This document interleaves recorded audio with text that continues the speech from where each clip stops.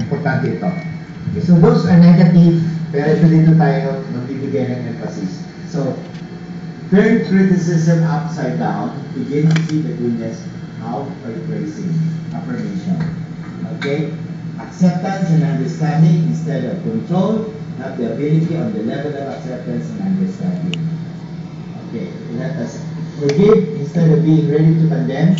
Set your mind to be ready, always to forgive and not fault with others, but find goodness.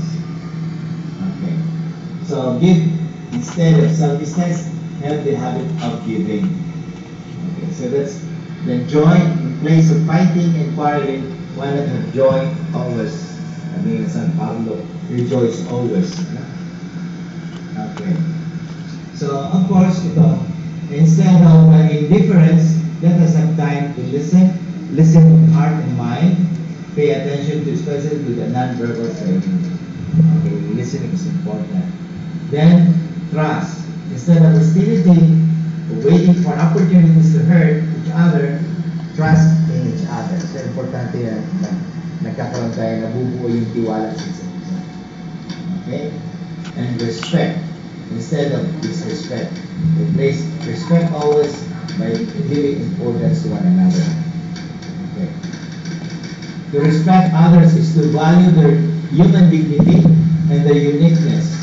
If only the religious or tayo, kasambahay, will see each other as a creation in God's holy image, then it is easier to be considerate and not to take each other for granted. It's importante palagi na tinitingnan natin na bawat isa talagang nilikha ng Diyos. So itong challenge sa atin, small kindness, small courtesies, small considerations are equally practiced in our social interaction give greater charm to the character that the display of great talents and accomplishments. Okay, so yan ang importante sa atin. Little deeds of kindness, little words of love help to make earth happy like the heaven above. So yun. So love is community. Ito ang ating pinaka-importante. Without love, there is no community. So, ito ang ating dahilan kung bakit tayo nandito.